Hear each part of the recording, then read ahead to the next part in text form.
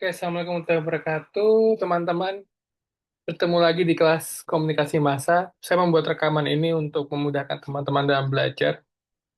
Jadi, kita akan membahas tentang jurnalistik, etika, dan regulasi. Kita akan mengenal dasar hukum dan etika komunikasi massa di Indonesia. Jadi, pada intinya di sini adalah studi kebijakan, tanggung jawab, dan kebebasan pers. Gitu ya. Nah, untuk teman-teman mungkin em, ada yang sudah tahu, ada yang belum tahu gitu ya. Belum tahu dalam artian em, emang ada gitu. Etika komunikasi massa, dasar hukumnya dan kebijakan. Nah, ini kita akan kenalan gitu ya. Yang pertama adalah aktivitas jurnalistik dan tanggung jawab media gitu ya. Memahami peran jurnalis sebagai pilar keempat demokrasi melalui kerja profesional dan etis. Jadi jurnalistik ini mempunyai tugas mulia teman-teman untuk dilindungi pekerjaannya secara lahiriah maupun karyanya, karya jurnalistiknya, karena dia memiliki kompetensi yang profesional dan juga etis. Disebutlah dia sebagai pilar keempat demokrasi. Nah, aktivitasnya apa? Aktivitasnya itu 6M, teman-teman. Pertama adalah mencari dan memperoleh. Jadi, tahap awal pengumpulan data melalui observasi, wawancara, dan riset dokumen di lapangan. Kemudian mengolah dan menyimpan proses verifikasi fakta, penulisan berita, penyimpanan data sebagai basis informasi yang valid, dan menyampaikan. Jadi, tugas sucinya di sini, menyampaikan ya, publikasi informasi kepada khalayak melalui media cetak, elektronik, maupun platform digital. Nah, 6M ini merupakan proses panjang, teman-teman, dari mencari dan memperoleh, mengolah dan menyimpan, sampai menyampaikan. Inilah yang disebut sebagai kompetensi di sisi jurnalis, karena teman-teman kita di wartawan itu dengan secara profesionalnya laksanakan tugasnya untuk menyampaikan apa yang harus disampaikan secara gamblang dan objektif tentunya ya. Nah, 10 elemen jurnalistik ini teman-teman harus tahu. Paling tidak, yang pertama adalah kewajiban utamanya kebenaran. Prioritas pertamanya adalah kepada masyarakat. Intisarinya adalah disiplin dan verifikasi. Kemudian dia independensi dari objek liputan, jadi tidak memihak, benar-benar melihat objek sebagai objek.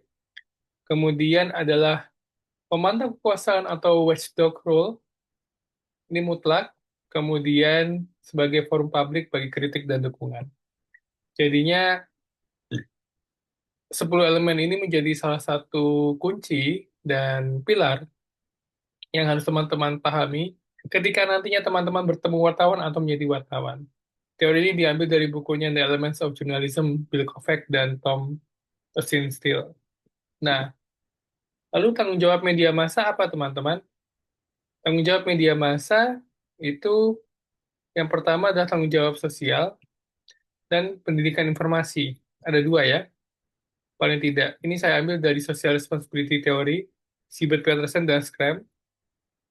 Tanggung jawab sosial atau media tidak hanya mengejar profit, tetapi wajib melayani kepentingan publik dan menjaga nilai-nilai demokrasi. Kemudian pendidikan dan informasi, media berfungsi mendidik masyarakat dan memberikan informasi yang akurat untuk pengambilan keputusan warga. Nah, tanggung jawab media massa ini di luar 4 fungsi media massa yang pernah saya dengungkan di kelas ya, dan selalu saya ulang. Jadi tanggung jawab media massa ini, tanggung jawab sosial dan pendidikan informasi ini mutlak adanya untuk dilihat sebagai media massa yang memiliki institusi, berbadan hukum, dan juga organisasi yang terdiri dari banyak peran. Nah,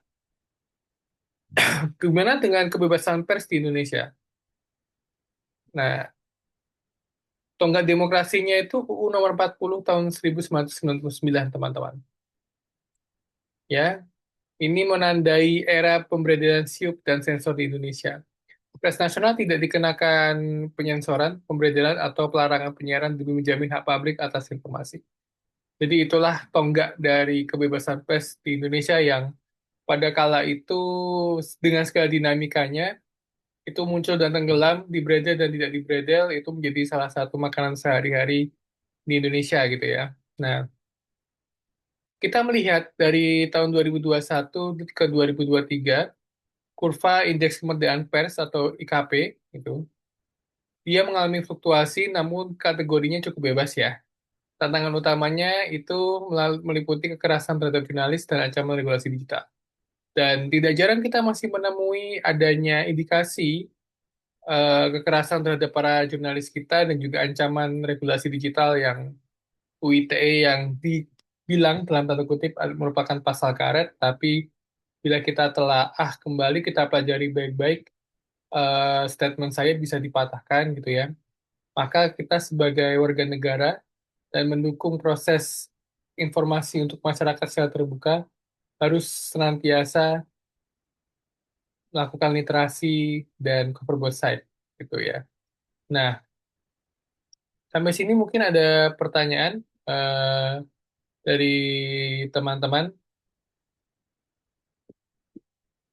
Jika tidak, kita ke bagian yang paling dan tanda kutip paling banyak dibahas yaitu etika isi media dan penyiaran. Di sini dilihat bahwa ketika media mempunyai kekuasaan itu tidak lantas bebas, ya bebasnya tidak, harus dibatasi, maka membatasinya dengan norma moral demi perlindungan khalayak luas. Nah, di mana itu kita punya kode etik jurnalistik, teman-teman. Namanya KEJ. Jelas kode etiknya yang pertama adalah independen, jadi memberitakan peristiwa secara jujur sesuai hati nurani. Kemudian yang kedua adalah akurat dan berimbang. Fakta telah diuji, proporsional dan menyertakan sisi lain, cover both side. Kemudian ada asas praduga tak bersalah di dalamnya. Tidak menyebutkan identitas korban asusila atau anak pelaku kejahatan. Kemudian normalize, tidak beretikat buruk untuk menyakiti pihak tertentu secara sengaja. Jadi tidak memberatkan satu pihak gitu ya. Itulah kode etik jurnalistik. Nah, jika kita berbicara di sisi lain tentang penyiaran di Indonesia, itu kita kenal yang namanya Komisi Penyiaran Indonesia (KPI). KPI. Dia lembaga negara yang independen. Dia adalah penegak dan pengawas utama regulasi penyiaran P3SPS. Perannya adalah menetapkan pedoman perilaku penyiaran P3 dan standar program siaran SPS. Jadi fokus utamanya adalah jelas pada sisi penyiaran yang dititik beratkan untuk perlindungan anak dan remaja, batasan konten kekerasan, pornografi, dan larangan mempromosikan mistik tahayu secara berlebihan. Nah, contoh kasus pelanggaran etika gitu ya. Ini laporan tahunan KPI dan Dewan Pers yang saya olah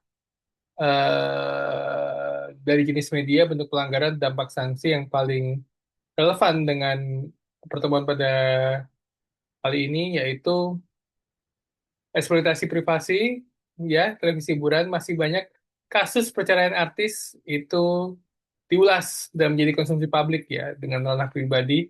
Biasanya ada teguran tertulis dari Komisi Penyiaran Informasi Indonesia, sorry, dan kemudian berita online itu clickbait, sensasional dan tidak akurat, itu biasanya sanksi atau dampaknya akan dikenakan hak jawab dan mediasi oleh Dewan Pers karena ranahnya adalah berita online, media media berita ya. Kemudian program berita televisi, wajah korban di bawah umur, ya korban dalam hal ini masih banyak yang tidak diblur, jadi menampilkan ya sanksi yang paling berat adalah penghentian siaran sementara. Banyak teman-teman, kalau di zamannya saya yang paling fenomenal itu Empat Mata Tukul Arwana yang dia kemudian di ban oleh di ban ya, diberikan sanksi oleh Komisi Penyiaran Indonesia karena pada saat itu menampilkan bintang tamu Sumanto dan dia memakan, mohon maaf, memakan sesuatu yang hidup gitu ya pada waktu itu. Kemudian banyak juga ketika hiburan kasus perceraian istri menjadi artis ya, public figure masih menjadi headline dan masih banyak didengungkan di televisi-televisi nasional dan itu sangat disayangkan. Oke, lalu bagaimana ketika etika sudah ditegakkan, diusahakan, dan terus dijalankan, bagaimana dengan objektivitas media massa itu sendiri? Nah, tantangan menyajikan realitas di tengah polarisasi dan kepentingan pemilik ini yang menjadi tantangan utama ya. Jadi kita tidak boleh lupa bahwa media massa itu punya pemilik, punya nilai, dan punya orientasinya. Tapi tantangannya adalah bagaimana bisa menyajikan realitas di tengah polarisasi tersebut, gitu ya. Nah, pertama kita harus memahami objektivitas dari media massa itu sendiri, teman-teman. Ya, yang pertama untuk media yang sudah one platform, ya semua bisa audio, visual dan sebagainya bisa. Faktualitas dan imparsialitas itu menjadi dua komponen yang tidak bisa dipisahkan untuk kita memahami objektivitas. Ya. Berita harus didasarkan pada kejadian nyata yang dapat dibuktikan kebenarannya, bukan opini atau imajinasinya jurnalis. Berita palsu dan sebagainya tidak boleh, itu faktual. Kemudian imparsialitasnya adalah keseimbangan antara berbagai sudut pandang, netral.